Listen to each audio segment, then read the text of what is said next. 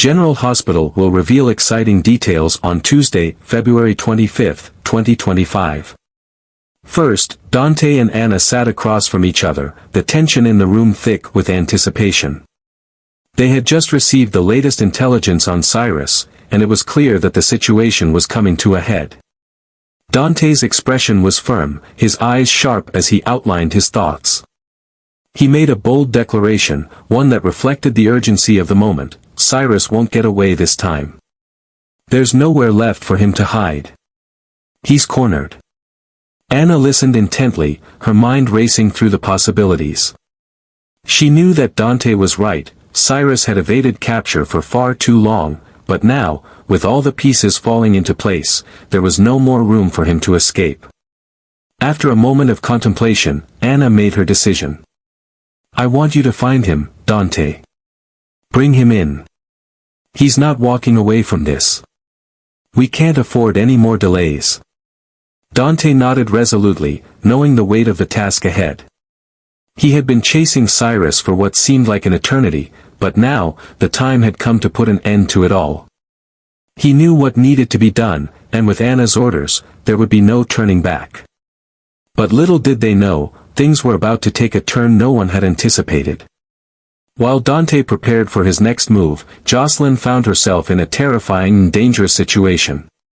She had been at Austin's property, trying to make sense of her emotions after everything that had transpired, when Cyrus suddenly appeared. In a flash, the situation escalated beyond her control. In an act of self-defense, Jocelyn found herself with Cyrus in her grasp, and in the heat of the moment, she struck him down.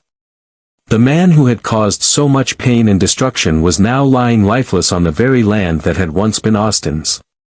Jocelyn stood over him, her heart racing, her breath shallow as the gravity of what she had just done began to sink in. Her hands trembled, not just from the physical shock of the moment, but from the fear that was creeping up her spine. What had she just done? Was she now a murderer? The thought spiraled in her mind, overwhelming her with guilt and panic. She had acted on instinct, but now the consequences seemed insurmountable. In a frantic panic, Jocelyn reached for her phone, dialing the one person who could possibly help her in this dire situation, Jack Brennan. She explained the situation, her voice shaky as she told him everything that had happened. Jack's reaction was immediate, his experience in handling these kinds of delicate situations kicking in.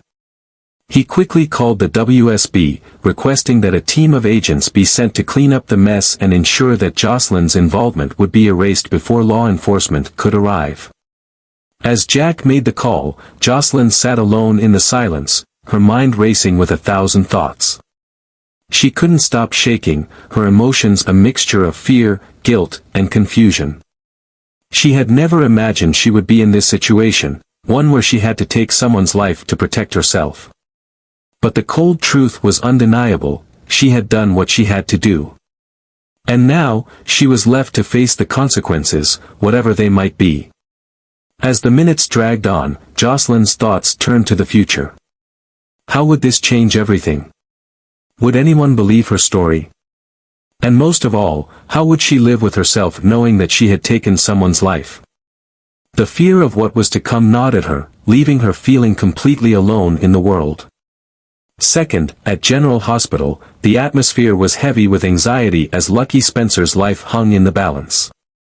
After being injected with a fatal dose of digitalis, his body was fighting against the toxic effects, and the medical team was working tirelessly to keep him alive. With each passing moment, his condition became more precarious, and there was little certainty about what the next few hours would hold. The news of Lucky's critical state rippled through the halls, casting a shadow over everyone who knew him, especially his family and friends. For longtime fans, the return of Jonathan Jackson as Lucky Spencer was bittersweet. After a brief hiatus, during which Guy Wilson had temporarily filled in for the role, Jackson's return brought a sense of both excitement and nostalgia. However, this joy was short-lived as the reality of Lucky's condition took center stage. His return was marred by the uncertainty of whether he'd survive the ordeal, and the stakes couldn't have been higher. It wasn't just about a return to the screen, it was a matter of life and death. Isaiah Gannon, portrayed by Andy Wilson, delivered the news that no one wanted to hear. His character was the bearer of a terrible truth for Lucky's family.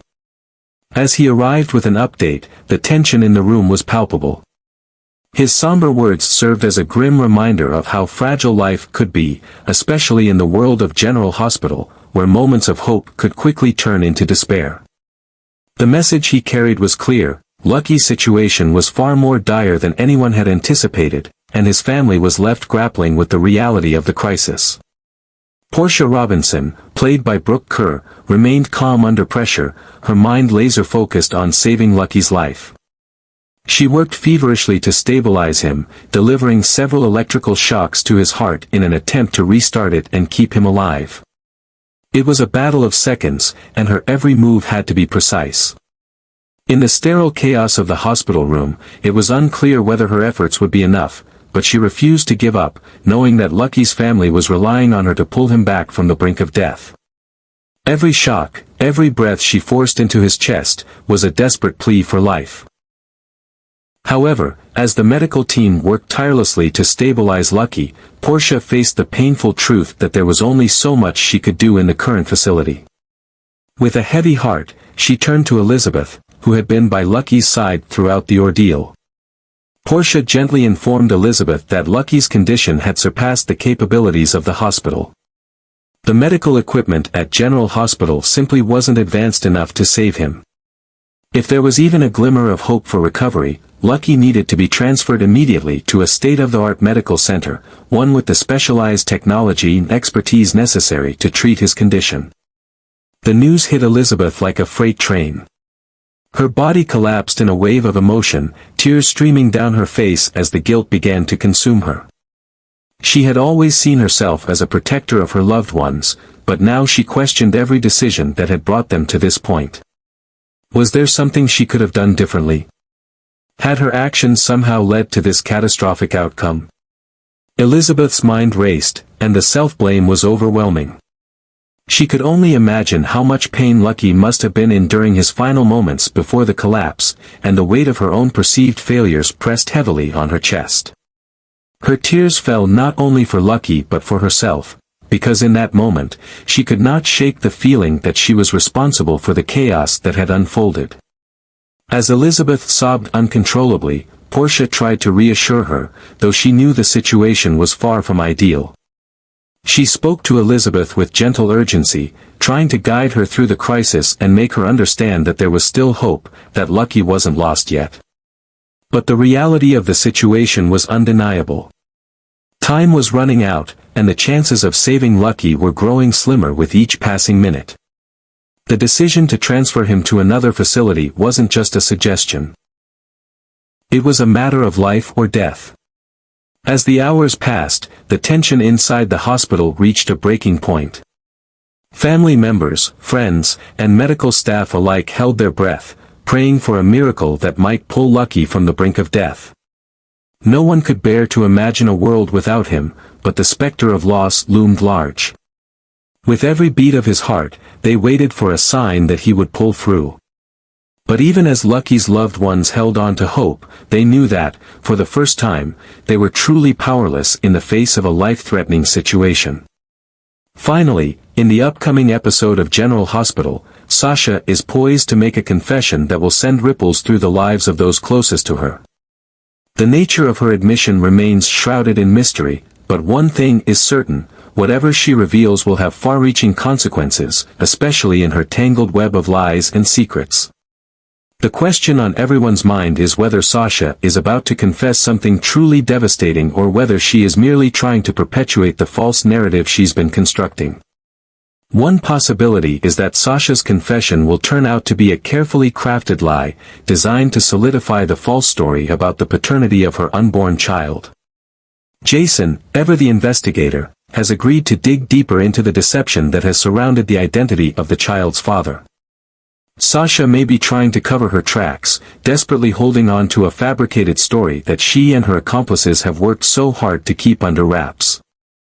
If this is the case, her confession will likely be a way to strengthen the illusion she's created, buying her more time to keep the truth from surfacing.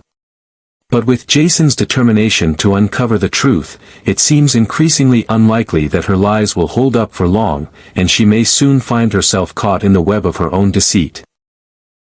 However, there is also the possibility that Sasha's confession will be something far more serious and real. Sasha may admit, in a moment of vulnerability, that Michael Corinthos is, in fact, the true father of her unborn child. If this revelation comes to light, the shockwaves would be felt across the entire Corinthos family and beyond. Michael and Sasha's connection, though initially forged through a series of manipulations, has become increasingly complicated. The revelation that he is the father of Sasha's child would not only complicate his relationship with her but also create a rift between Michael and Willow, his fiancée. Willow has been trying to come to terms with the situation, and learning that Michael is the biological father of Sasha's child would shatter the fragile peace they've worked so hard to maintain. Maxie Jones, who has always been one of Sasha's closest friends, would likely vow to keep the secret, promising to protect Sasha from the fallout that would inevitably follow such a confession. Maxie has always stood by Sasha, but this time, keeping the secret may prove to be more challenging than ever before. As much as she wants to support her friend, Maxie knows that the truth will eventually come to light. The weight of the secret will undoubtedly begin to take its toll on Maxie, as she faces the moral dilemma of whether to protect Sasha's wishes or come clean about what she knows. Her loyalty to Sasha will be tested in ways it never has before, and Maxie will have to decide how far she is willing to go to shield her friend from the consequences of her actions. But the real turning point comes when Willow overhears the conversation between Sasha and Maxie. The moment Sasha's confession reaches Willow's ears, it shatters her world. The rage and betrayal she feels in that instant are overwhelming. Willow had trusted Michael with everything, including his commitment to their relationship and their future together. To learn that Michael is the father of Sasha's child, the woman who has already caused so much tension in their lives, feels like the ultimate betrayal. Willow's anger will be palpable, and her feelings of betrayal will run deep. She won't be able to contain her fury, and her desire for revenge will grow with each passing moment. She will want to make Sasha pay for what she's done, but her desire for retribution will also fuel her desire to confront Michael and demand answers. Willow's fury will be hard to contain, and she will be determined to get justice for the pain she's been subjected to. Her reaction will be swift and unforgiving. She will stop at nothing to make Sasha pay for the deception, even if it means putting her relationship with Michael at risk. The situation will escalate quickly, and the confrontation between Sasha, Willow, and Michael will be intense. It's clear that Willow will want to expose the truth, to ensure that Sasha doesn't get away with her lies and manipulations. The consequences of Sasha's confession will not just affect her, but will ripple through the lives of everyone involved. Michael, caught between the two women in his life, will have to confront the truth about his role in this complicated situation. He will be forced to answer for his actions, and his relationship with Willow will be tested like never before. Sasha, on the other hand, will have to face the fallout from her actions and the lies she has told. She may find herself more isolated than ever before, with few people left to support her as the truth comes crashing down around her. Ultimately, Sasha's confession will set the stage for an emotional and volatile series of events that will shape the future of these characters. Their relationships will be put to the test, and the fallout from the revelation will have lasting consequences that will affect not only Michael, Willow, and Sasha, but also those around them. It's clear that no one will walk away from this unscathed, and the emotional turmoil that will follow promises to leave a lasting mark on everyone involved.